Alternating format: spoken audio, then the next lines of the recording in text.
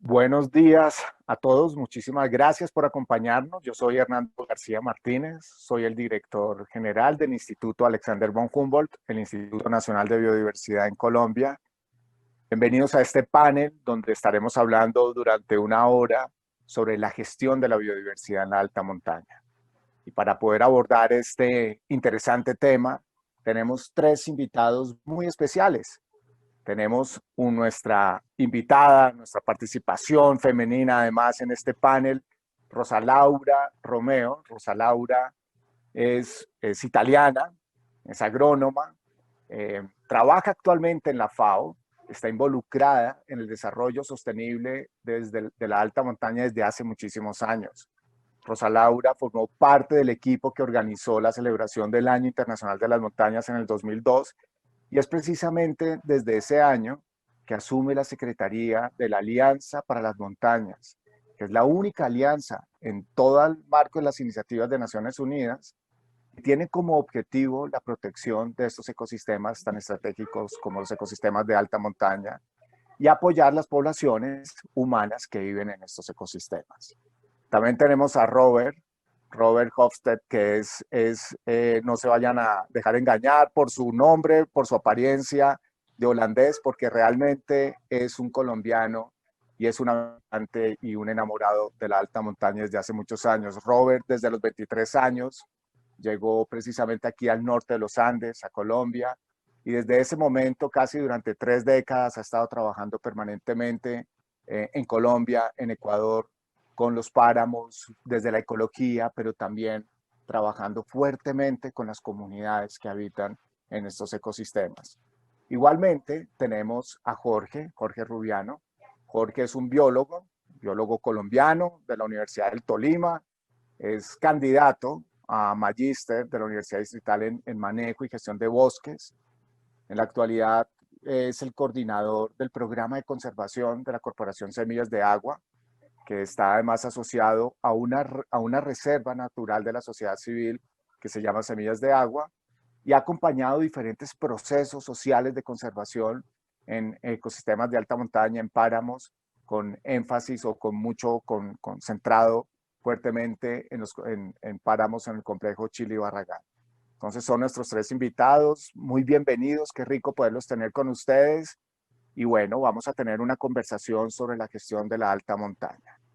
Y antes de comenzar con las preguntas, yo quería tener como un pequeño espacio y contarles a ustedes cuál es el marco de esa gestión de los páramos en Colombia. Colombia, si bien los páramos representan una pequeña porción del territorio continental colombiano, cerca de 3 millones de hectáreas de páramos en Colombia, son unos ecosistemas de una singularidad única.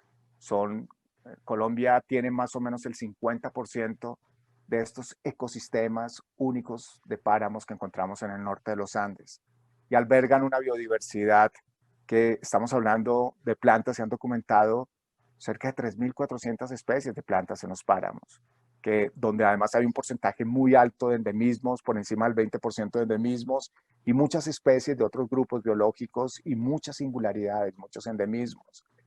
Pero además el páramo en Colombia significa agua.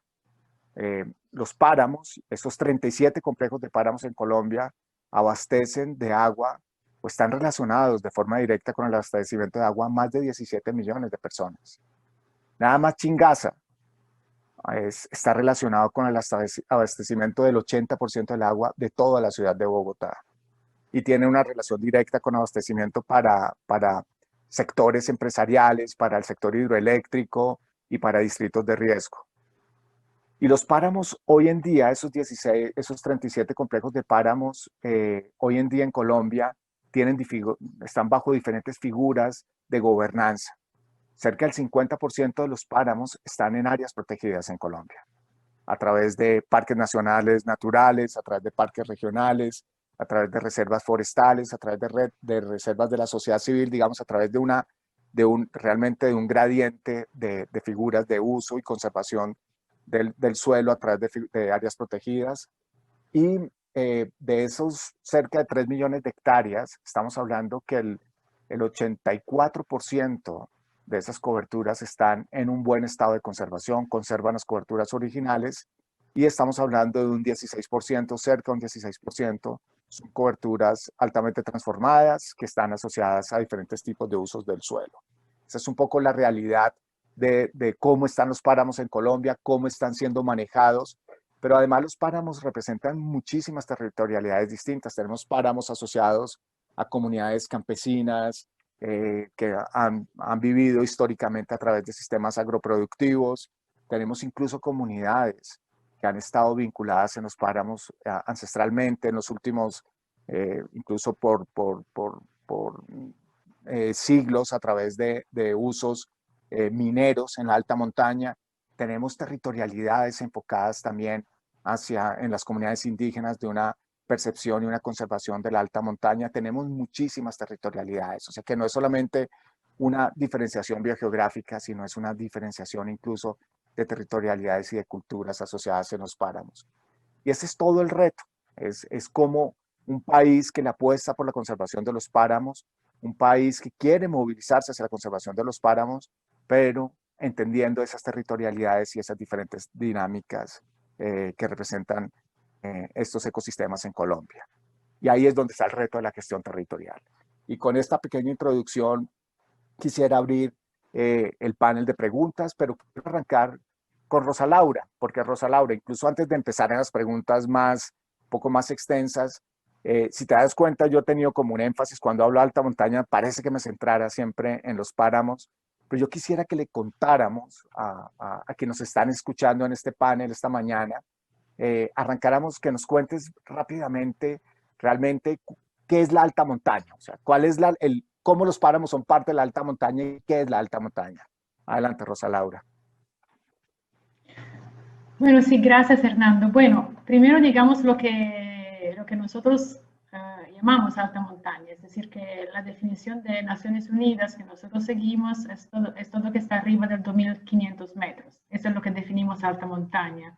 Y a nivel global, para empezar con un poco de números, la alta montaña, bueno, sabemos que en el mundo la montaña son más o menos el 27% de la tierra.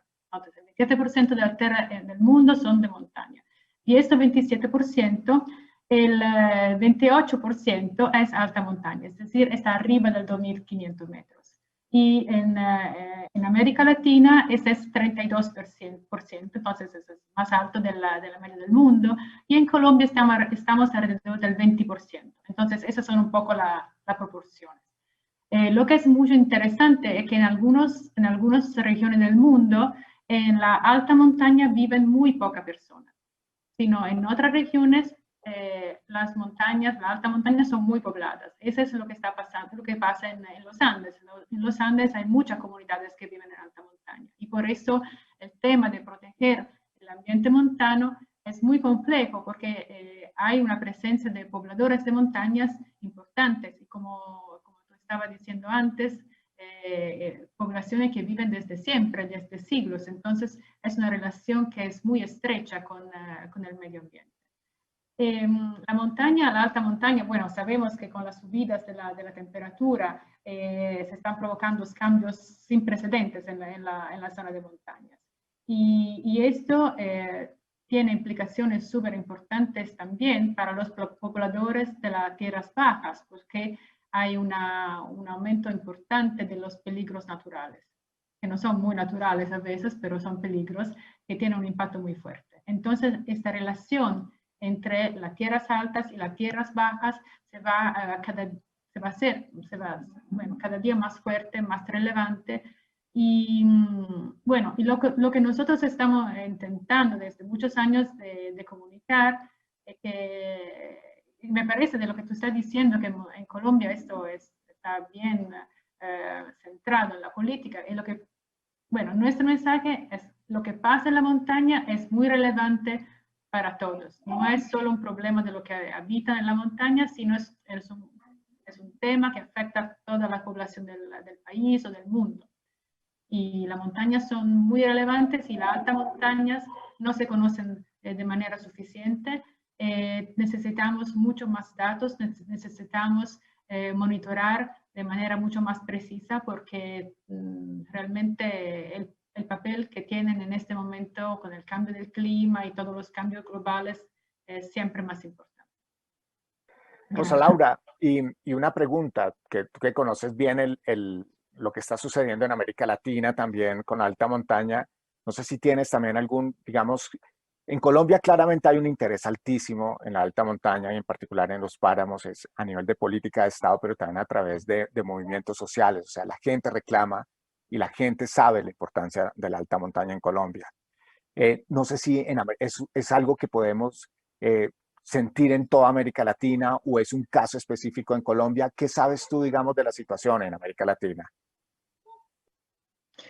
Bueno, eso te puedo contestar con experiencias directas, porque como tú estabas diciendo antes, yo trabajo en este tema desde muchos años. Yo me acuerdo que cuando hace 20, 25 años hablábamos con los diplomáticos o los políticos de América Latina de montaña o de los países andinos en particular, nos miraban diciendo, pero la montaña es tan lejos. Y después de un gran trabajo con las comunidades, con los institutos de investigaciones, con las comunidades de montaña en general, hemos visto que un cambio increíble.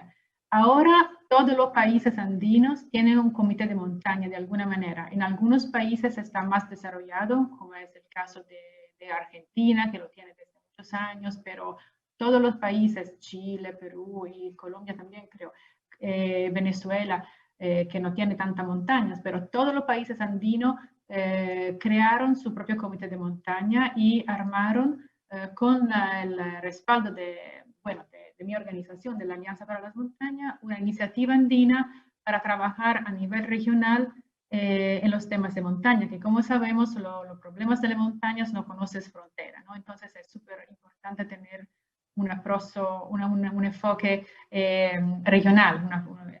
Y eso está pasando también en muchos otros países del mundo. Por ejemplo, sabemos que desde años existe en Europa la Convención de los Alpes y la Convención de los Cárpatos. Y para abordar los temas de la montaña de manera regional. Y en una región del mundo donde hay muchos conflictos, como el Himalaya, hay una organización que se llama ICIMOD, que reúne los 8 países del Hindu-Kush Himalaya, que a veces no tienen relaciones diplomáticas, o tienen muchos problemas entre ellos, pero para trabajar en temas de montañas, estos 8 países están juntos en esta organización. Es decir, que yo creo que podemos ser optimistas, es decir, que con un trabajo desde años, con un trabajo abordado por distintos lados, estamos ahora viendo un cambio en la mentalidad y en la prioridad que se da a la montaña. Muchas gracias, Rosa Laura. Importante, ¿no?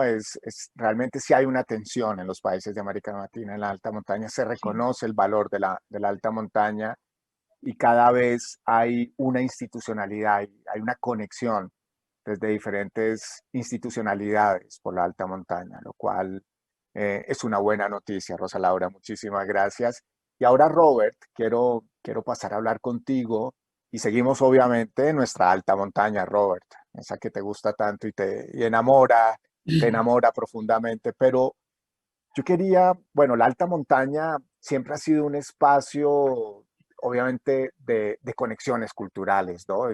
Históricamente, o sea, incluso las culturas precolombinas tenían una conexión muy especial con la alta montaña y hoy en día son muchas las culturas que también tienen hablamos incluso de las culturas de los páramos, los parameros, los paramunos, son todas estas culturas. Yo quería preguntarte, además, tú que has transitado desde la ecología dura hacia una socioecología, eh, ¿cómo se expresa la relación cultura, naturaleza, cultura, ecosistema en la alta montaña y en particular en Colombia, donde has tenido realmente una carrera estudiando este tipo de preguntas? Bueno, Hernando, muchas gracias por la pregunta que no es fácil, es muy compleja más bien. Vamos un poquito en la historia. porque como tú bien dices, siempre ha existido una relación cultural, social con la alta montaña, con los páramos en particular, y especialmente aquí en Colombia, en Ecuador, con algunos ejemplos que puedo dar. No fue siempre tan reconocido, más que todo porque el páramo tradicionalmente, como dice Rosa Laura también, es un poquito lejos de la gente, y además la gente que vivían allá eran más bien problema. Era gente pobre, campesina, analfabeta, perdón, todo esto son las denominaciones que la gente es. En Colombia también era asociado con migraciones forzadas. En la ciudad dijeron un poquito que cuando yo llegué al páramo dijeron estos valles en la neblina, esto no es algo para ser orgulloso. Sin embargo, donde la gente sí estaba orgulloso eran los biólogos, los académicos, de ver a los páramos bien manejados, sin gente, qué tan lindo, el endemismo, que también es importante, pero de pronto se olvidaron primero de estas sociedades que tienen una colaboración, una convivencia construido con el ecosistema, y que también los otros páramos, digamos, que no eran habitadas y que eran en el ojo de los académicos y de la ciudad, también tenían una cierta relación uno del otro con la gente. Aunque no viven allá, la gente interactúa de esto. Si fuera desde la ciudad apreciando qué tan lindo es, pero también la gente campesina dependía de esto para su propia provisión de agua, para su propio espacio cultural y todo esto. Demoraba un rato cuando de repente la gente se dio cuenta, oiga, uno está asociado al otro. Oiga, la gente campesina tiene otro conocimiento y tiene otra realidad que nosotros no conocimos. Y yo personalmente también viví esto. Vine de un antecedente bastante académico, me fui al páramo viendo esto, primero en la Académicamente Igual y luego empecemos a organizar unos congresos. Uno de los grandes era el primer congreso de páramos en Paipa, en el 2002. Allá entre toda la gente que hablaba de la académica, de la gente de política, diplomático y todo eso, los ONGs, en el evento de cierre había un campesino de Boyacá y que él dijo en pleno público, dijo, yo no tengo el conocimiento que ustedes tienen, que era pura mentira. Yo no tengo la importancia que ustedes tienen, que era pura mentira. Pero yo vivo allá, déjanos intentar por lo menos manejar esta cosa, porque ustedes viven en la ciudad, viven en otras partes y nosotros tenemos que seguir viviendo allá mañana.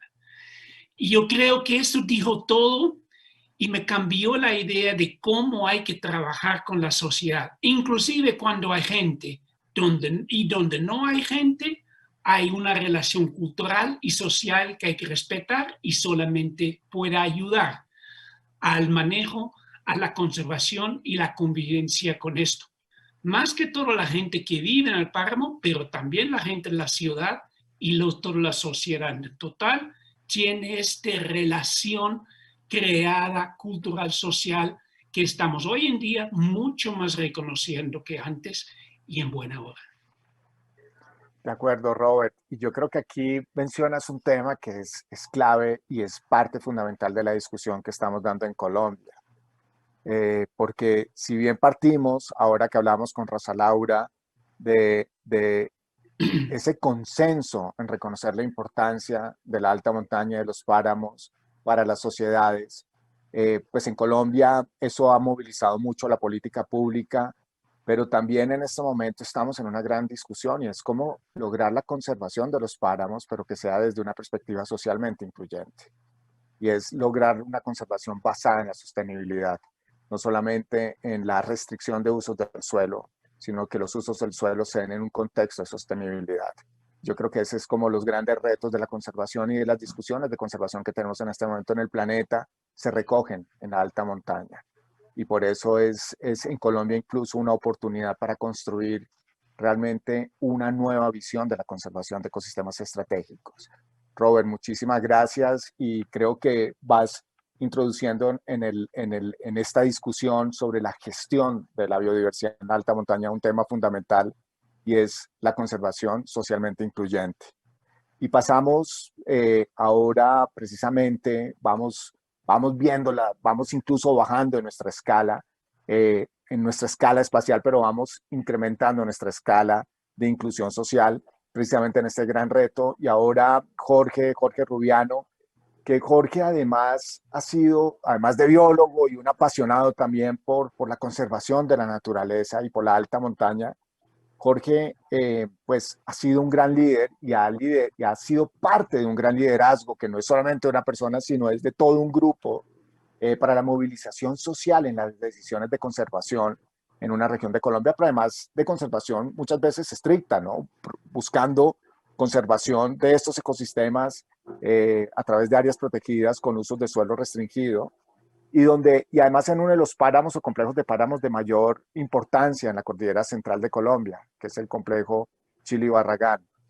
Jorge, cuéntanos tú cómo se han dado los procesos de conservación de alta montaña desde este movimiento social y en particular pues el que ustedes han liderado con una movilización de base social. Adelante, Jorge. Ok, buen día a todos y a todas. Muy conectados con el comentario que acaba de hacer Robert. Yo creo que la base fundamental del movimiento social se sustenta en unos principios y es la valoración del conocimiento tradicional y en la facilitación realmente de los puentes de diálogo y de entendimiento y las dinámicas de la alta montaña.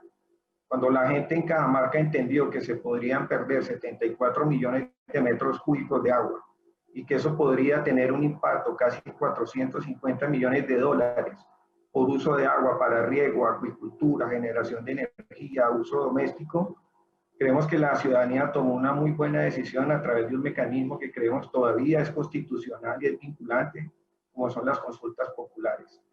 Nos parece que el respeto absoluto y la dinámica, digamos, locales de la ciudadanía que no necesariamente vive en alta montaña es fundamental. Yo creo que aquí nos juntamos comunidades también de la parte media y baja de la cuenca, muy interesados en que realmente estos ecosistemas de alta montaña se pudiesen proteger a perpetuidad y creo que la gente entendió realmente los beneficios de largo plazo derivados de un buen manejo. En este momento inclusive estamos adelantando un trabajo de investigación con apoyo del Instituto para el Cambio Global, entendiendo cuáles son aquellos impulsores y aquellos obstáculos que permiten que realmente la ciudadanía pueda, a través de su conocimiento local, integrarse realmente en estrategias de más largo aliento en función de una mejor gestión de la biodiversidad y los servicios ecosistémicos en alta montaña. La experiencia aquí en el Tolima ha sido fundamental y ha vinculado la responsabilidad también de diversos sectores que nunca se habían visto realmente comprometidos con los ecosistemas de alta montaña. Por fin el distrito de riego de Usocuello, que es un distrito el más grande del país, incorpora las tasas de uso de agua de manera permanente para poder orientar estrategias de manejo de largo plazo en ecosistemas de páramo aquí en el complejo Chili-Barragán. Quisiéramos aportar eso. Muchas gracias.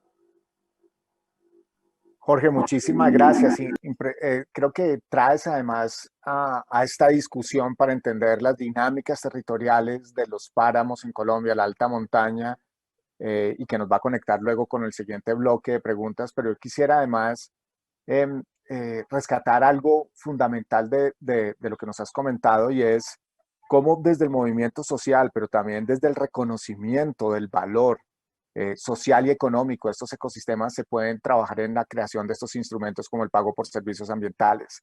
Creo que es una de las vías importantes que además en Colombia tenemos la norma para hacerlo operativo y para implementarlo y es uno de los grandes desafíos también y es poder trasladar a la sociedad la decisión de la importancia de la conservación de un ecosistema y poder a través de instrumentos económicos también poder compensar a las personas que tienen el reto de movilizarse hacia una sostenibilidad y usos de vida, modos de vida sostenibles en el páramo. O sea que es una historia que es clave, Jorge, para recoger incluso y para poder llevar a otros escenarios de complejidad en el país frente a la conservación de ecosistemas de alta montaña. Entonces, digamos que con estas preguntas cerramos un primer bloque de preguntas donde estábamos mucho más centrados en entender las diferentes dinámicas territoriales de la alta montaña, con Rosa Laura con una visión mucho más de América Latina, Robert incluyéndonos el tema social y la complejidad de una conservación socialmente incluyente, y con Jorge viendo un caso particular de movilización social hacia una apuesta de conservación de un complejo clave, incluso para el suministro de servicios ecosistémicos de agua para para mucha gente que vive debajo del páramo.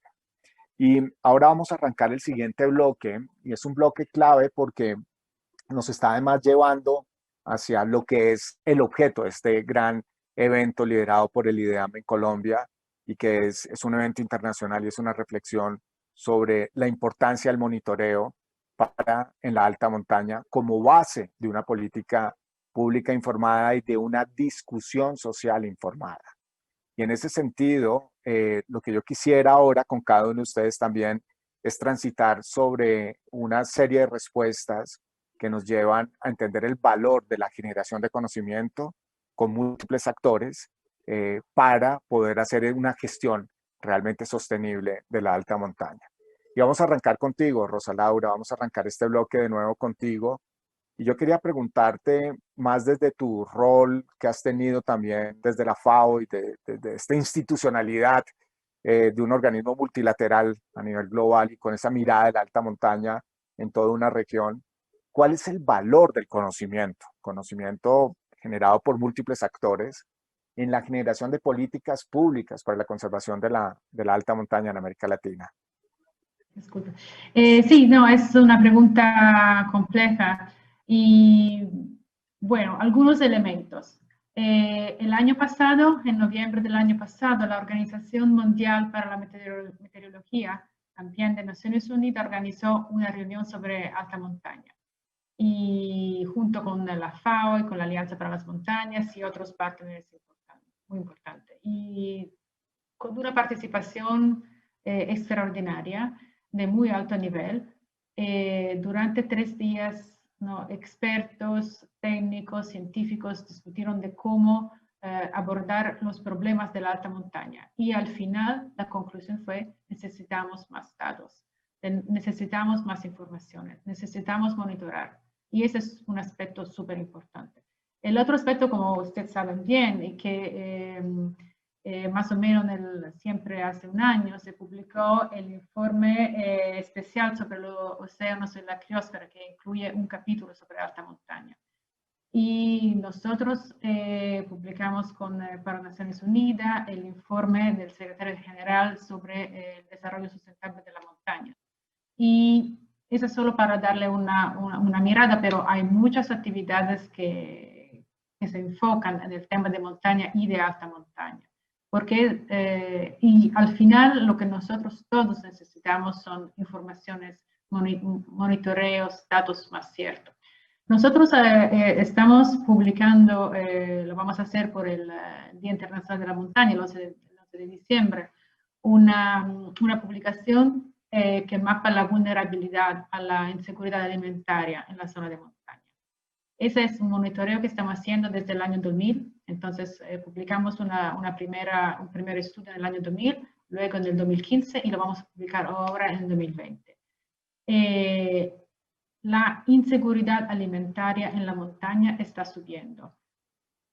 Mientras todos los indicadores generalmente están mejorando, es decir, que los indicadores mundiales, ¿no?, de hambre, de pobreza, etcétera, están mejorando, lo que vemos en la zona de montaña y que eso no está pasando. Y tengo aquí algunos datos. A nivel global, la inseguridad alimentaria en la zona de montaña rural, entonces no hemos mapado las ciudades, sino solo las zonas rurales de montaña. Ahora tenemos una inseguridad del 53%. y en el 2015 era del 47%.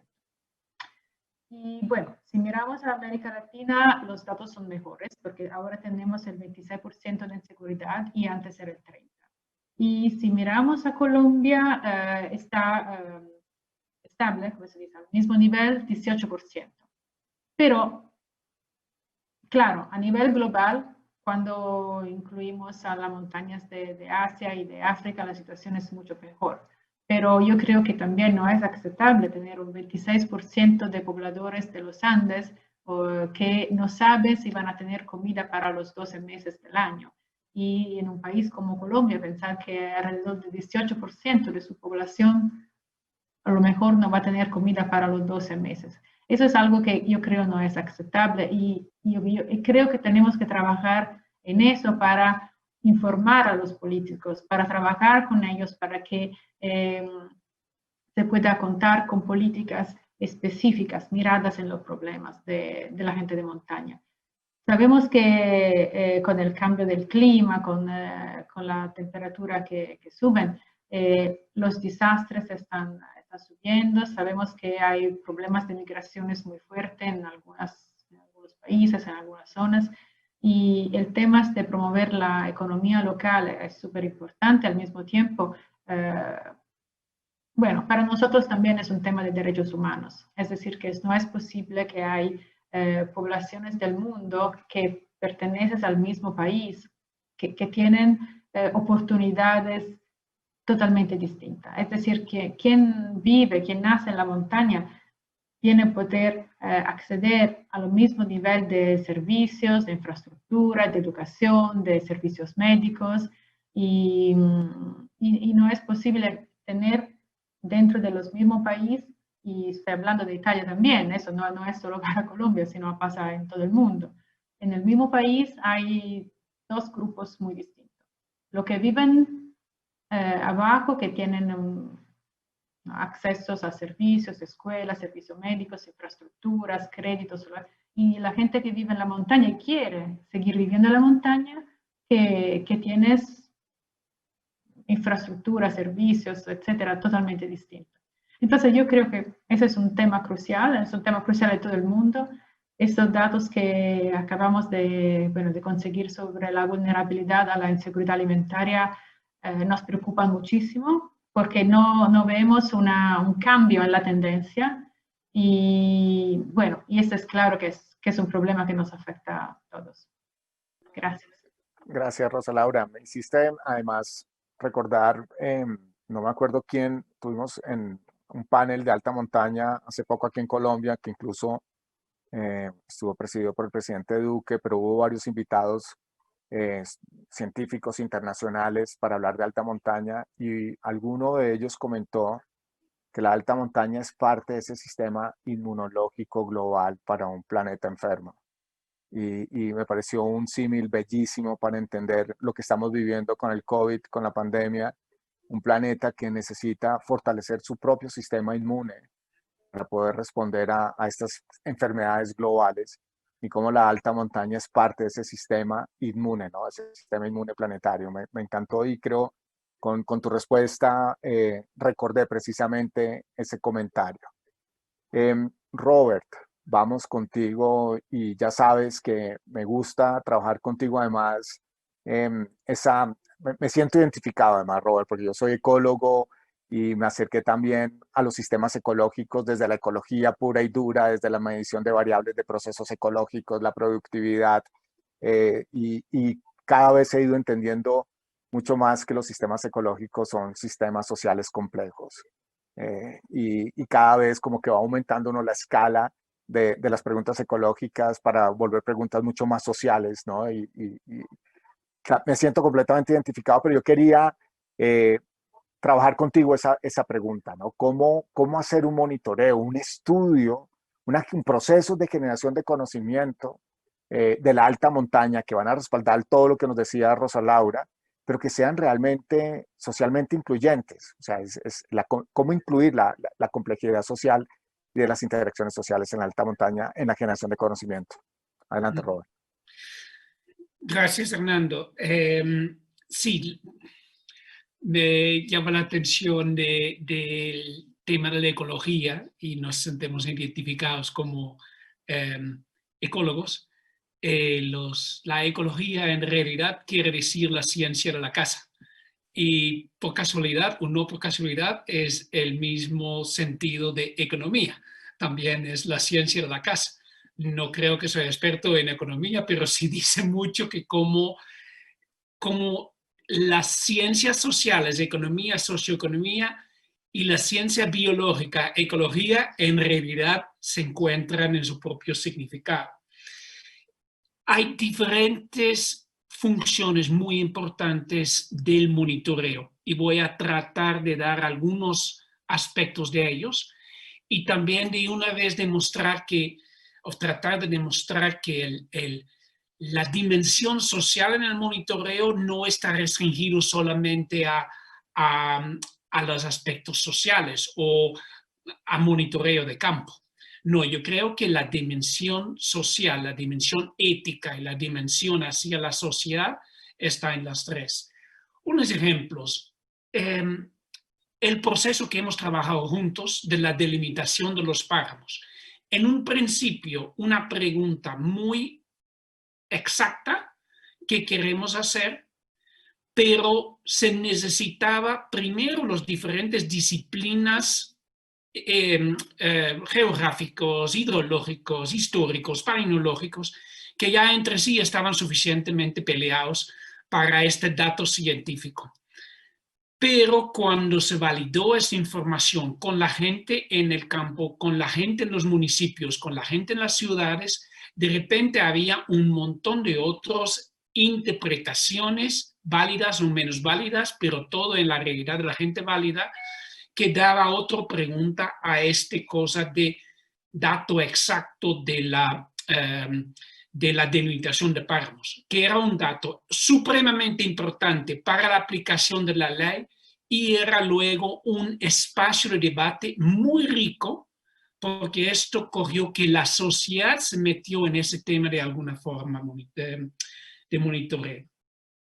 El segundo, que es los datos sociales, la identificación de qué está pasando en el territorio, en lo social. Tradicionalmente, y soy culpable de esto, miremos mucho a las plantas, los suelos y cómo funciona la hidrología, y hemos puesto solamente en los últimos 10, 20 años un poco de información. ¿Qué pasa con la sociedad?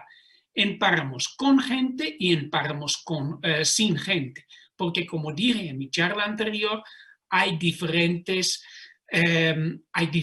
relaciones de la población con un páramo despoblada y una páramo superpoblada y todo el rango en el medio. Ya en uno de los proyectos del Humboldt mismo y en algunas otras cosas aquí en Ecuador también se dimos cuenta que este aspecto de historia, de uso de la tierra, lo socioeconómico, lo laboral, todos estos temas son de mucha importancia para el propio manejo del agua. En el estudio que hicieron ustedes mismos con alguna gente en el proyecto antes de la Unión Europea, viendo cómo la dinámica de uso de la tierra, la relación de los paperos y sus papas en Guerrero determinaba el uso de la tierra, era muy importante para el manejo del propio ecosistema ya. Esta información como un académico es muy difícil de entender, qué son las decisiones que toma la gente en cierto momento en relación de economía, cultura y ecosistema, que es diferente que manejar el mismo sistema desde el punto de vista netamente ecológico, biológico o algo así. Por esto, la combinación. El tercer ejemplo que quería dar es lo de la ética, lo de la comunicación, que es relacionado.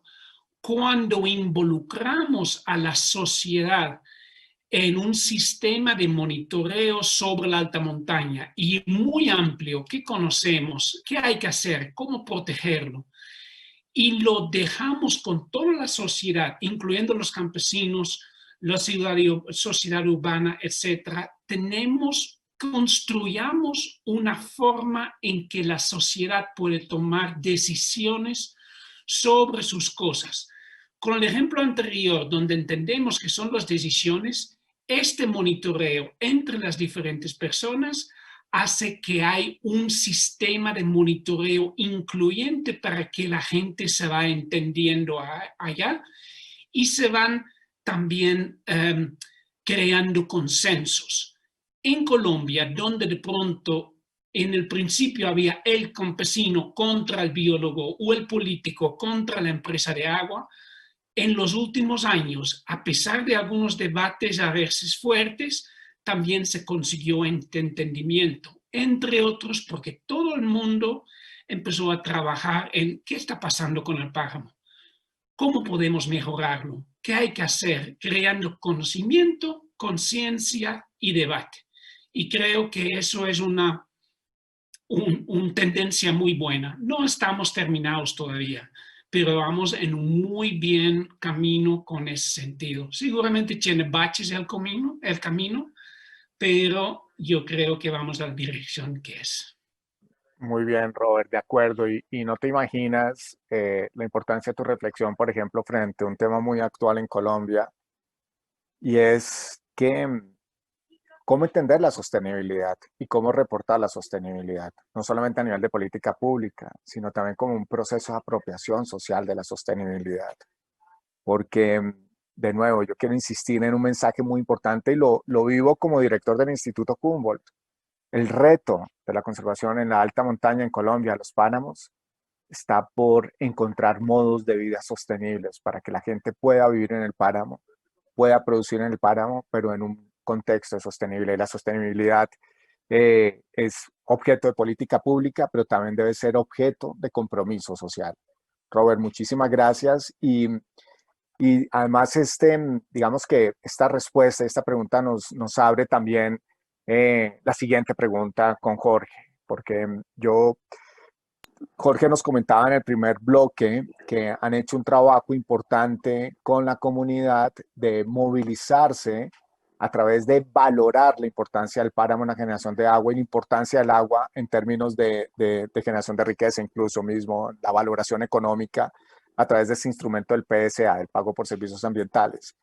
Y creo que uno de los temas importantes y de los retos que tenemos con los PSAs en Colombia es precisamente medir el impacto de los PSA sobre la conservación. Entonces yo quería, Jorge, que nos contaras cómo están abordando ustedes desde Semillas de Agua, digamos desde toda esta iniciativa, la generación de conocimiento, si están vinculando a la comunidad en la generación de conocimiento y cómo esa generación de conocimiento va a servir para fortalecer ese instrumento del pago por servicios ambientales. Adelante, Jorge. Sí, Hernando, un poco el enfoque y el reto nuestro en la región hace 27 años es precisamente tratar de ayudar a construir nuevos enfoques, ¿no? De manejo y gestión, sobre todo con una participación importante de la ciudadanía y una mayor responsabilidad de las instituciones y del sector privado, aquel sector privado que genera realmente beneficios. Una de las apuestas grandes ha sido tratar de enfocar todo el esfuerzo en poder entender las dinámicas de manejo del páramo y las escalas de beneficios. Eso ha sido un trabajo inclusive de construcción de indicadores, de rutas de trabajo con las comunidades y los sectores que nos permitan conscientemente desarrollar estrategias mucho más de largo plazo. Inclusive tenemos una discusión conceptual sobre si realmente a esto se le debe llamar pago por servicios ambientales o más bien algo que estamos tratando y que hemos aprendido en un ejercicio de investigación desde hace 8 años y es el tema de los mecanismos para compartir beneficios. Nos parece que es un concepto mucho más integrador que se basa en la fuerza de la participación, en la fuerza de los acuerdos entre las comunidades y las instituciones para poder operar estrategias de largo aliento. Lo que hemos construido en el Tolima le llamamos más un mecanismo permanente, porque creemos que los esfuerzos que hace la ciudadanía en alta montaña son permanentes y deben ser permanentes en términos de un mejor manejo. la responsabilidad o la retribución de las instituciones frente a la conservación y la mejora de condiciones de vida de poblaciones rurales debe ser una estrategia permanente. Por eso le hemos considerado también un concepto y es el tema incremental. Incremental quiere decir que estamos trabajando con indicadores por ahora a escala predial que incorporan no solamente aspectos ambientales o las relaciones de buen manejo y la generación, por ejemplo, de mejor mantenimiento de los servicios ecosistémicos. Estamos trabajando también inclusive aspectos psicosociales, de equidad de género, de participación, cuáles son los niveles realmente de experimentación y cuáles son las apuestas en términos de innovación, en términos del manejo de ecosistemas de alta montaña, sobre todo cuando se hace bajo una estrategia de valoración, vuelvo y lo digo, el conocimiento local y cuando hay una traducción de lenguajes y métodos bajo un enfoque transdisciplinar donde se permite de alguna manera escalar los impactos producto de un manejo predial. El aprendizaje aquí en el Tolima y en Cuello ha sido ese y creemos que ha sido un poco también la ruta hacia cambios de política realmente de inversión de largo plazo, pero también de una mayor responsabilidad. Lo estamos haciendo en un área protegida regional como un experimento que queremos desarrollar en términos de posicionar lo que siempre le hemos llamado el manejo integrado de ese tipo de ecosistemas. Entonces, finalmente hemos entendido que las mayores estrategias para la conservación de la alta montaña están es por fuera de la jurisdicción de la montaña. Está abajo, donde hay ciudadanos, sectores que están dependiendo y dependerán de lo que se haga bien o mal en este tipo de ámbitos naturales y sociales. Entonces, es un esfuerzo conceptual que queremos seguir desarrollando, que ya ha permeado la política, al menos regional, en términos de que sí es posible en Colombia que haya una inversión realmente de por vida y mayor atención a comunidades altamente marginales y sobre todo aquí en la región central de Colombia. Jorge, muchas gracias. Una pregunta, Jorge. Ustedes además deben tener mecanismos de reporte, ¿no? De esos indicadores para la Corporación Autónoma Regional, para la empresa privada. Cuéntanos brevemente un poquito sobre esos mecanismos de reporte.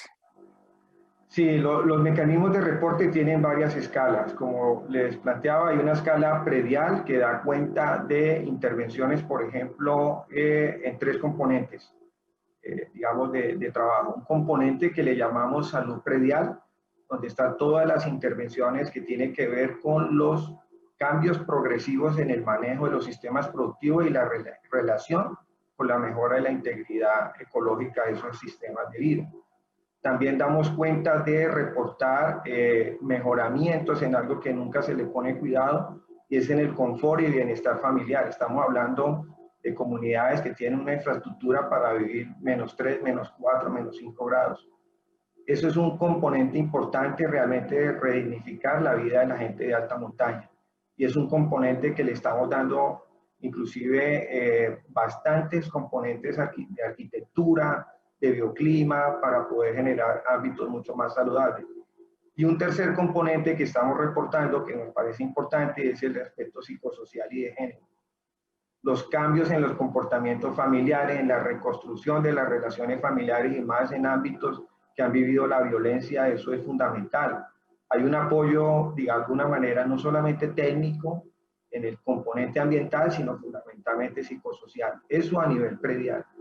Ya a una escala del paisaje, pues estamos avanzando en cómo el conjunto de estas 23 áreas, el progreso en el mejor manejo de estos páramos tiene una incidencia en factores como la sedimentación o los flujos de agua. Y eso es un reporte que estamos haciendo a través de una metodología que se llama Cuencas Pares, que nos permite de alguna manera responder el gran interés de la Junta Directiva de Uso Coello. Y es, aportamos esto y cuánto es el retorno. Pero realmente para nosotros el mayor atributo es la integridad familiar. Robert lo decía y nos parece que eso es fundamental en la sostenibilidad de un proyecto de esto y es valorizar realmente el significado de la alta montaña, pero con su gente, con los aportes que hacen las personas y el potencial que tienen ellos de conocimiento para cambiar las dinámicas actuales que vive esta región en Colombia. Jorge, muchísimas gracias, muchísimas gracias. Yo creo que hemos tenido una muy buena conversación, ya estamos llegando cerca de la hora de nuestro panel. Antes de cerrar y con un agradecimiento a cada uno de ustedes, yo quisiera como hacer un resumen de cuál fue el propósito y cómo abordamos precisamente esta conversación. Arrancamos este panel haciendo un reconocimiento de la importancia de los páramos y los páramos como parte de esos ecosistemas de alta montaña, no solamente en términos de su singularidad ecológica y esos ecosistemas únicos para la vida y para la variabilidad en la vida, que es la biodiversidad misma, sino también para los vínculos y las relaciones históricas y culturales de las comunidades y las sociedades con la alta montaña. A través de este planteamiento de principios, abordamos a diferentes escalas también el entendimiento de las mismas dinámicas territoriales de la alta montaña, con una mirada de América Latina, con Rosa Laura, con una mirada también de los vínculos de la sociedad y la naturaleza, con Robert, y con un caso en los páramos de Cordillera Central, en Chile y Barragán, con Jorge, entendiendo esas dinámicas territoriales y los retos que hay detrás de la gestión de la biodiversidad, de la gestión de la naturaleza misma, dentro de esas mismas dinámicas territoriales. Y terminamos nuestro segundo bloque entendiendo el rol de la generación de conocimiento para poder orientar decisiones múltiples, de múltiples actores, de múltiples escalas, que nos llevan precisamente nos deben movilizar hacia la conservación de estos ecosistemas. Y vimos diferentes ejemplos, diferentes enfoques, y creo que es un tema que es interesante para el debate que estamos dando en Colombia y que va a ser también muy enriquecedor para lo que está siendo el objeto de este evento internacional para la alta montaña. En ese sentido, quiero agradecerles de nuevo, agradecerles profundamente, agradecerles su disponibilidad, agradecerles su sabiduría y agradecerles además la oportunidad de poder estar con ustedes y tener esta conversación. Entonces, abro micrófonos para despedirnos. Muchísimas gracias a todos. Rosa Laura, Robert, Jorge, muchísimas gracias. Gracias. Muchas gracias, Hernando, Jorge, Rosa Laura, y agradecimiento a toda la población andina y más allá del mundo. Muchas gracias. Igualmente desde el Tolima, muchas gracias. Muchísimas gracias a todos y nos veremos en una próxima oportunidad y seguiremos trabajando por los páramos. Muchísimas gracias a todos. Gracias, Chao, chao. hasta pronto.